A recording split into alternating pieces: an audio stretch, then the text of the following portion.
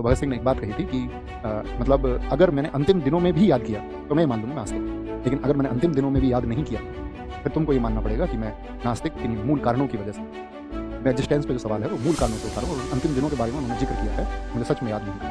मैंने ऐसी कोई प्रार्थना की नहीं कि मुझे इसके लिए बचाया जाए या कोई सर्वोच्च शक्ति मुझे इसके लिए बचाए।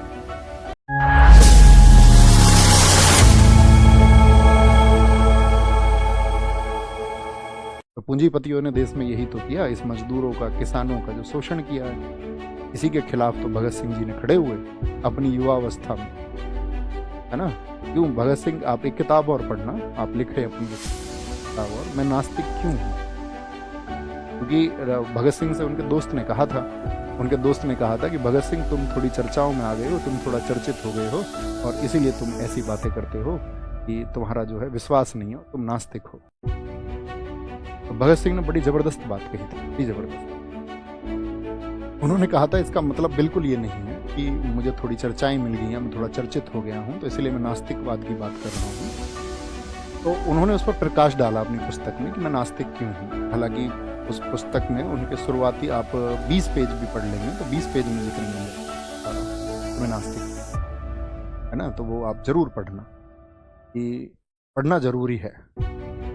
उन्होंने बताया था कि भाई किस तरह से इस समाज में शोषण होता है और जब व्यक्तियों का शोषण होता है तो भगत सिंह ने यही सवाल किए कि क्यों इतनी जो घटनाएं घटती हैं मजदूरों का, जब ये शोषण होता है तो क्यों ईश्वर उस शोषण को नहीं रोकते हैं, क्यों फिर ऐसी प्रथाएं लागू कर दी जाती हैं कि ये तो आपका इनको जन्मों का भुगतान है, पिछले जन्म में इन्होंने खराब कर्म किए होंगे।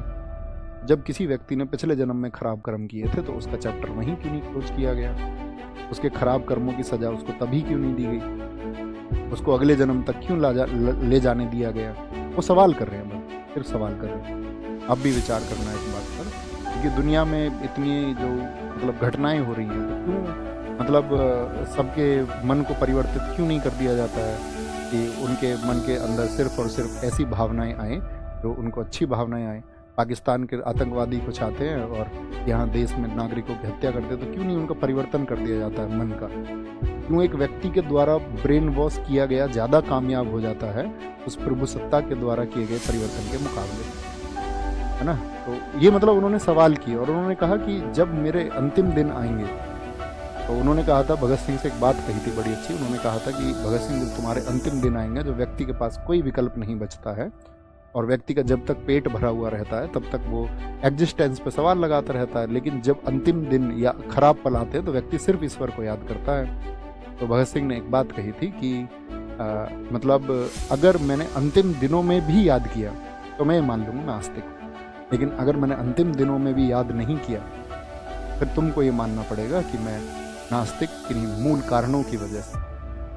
मैं एग्जिस्टेंस पे जो सवाल है वो मूल कारणों से उठा रहा हूँ और अंतिम दिनों के बारे में उन्होंने जिक्र किया है, मुझे सच में याद नहीं। मैंने ऐसी कोई प्रार्थना की नहीं कि मुझे इसके लिए बचाया जाए या कोई सर्वोच्च शक्ति मुझे इसके लिए बचाए। तो वो पढ़ना आप एक बार थम्स अप करें, आप कहेंगे जी जरूर।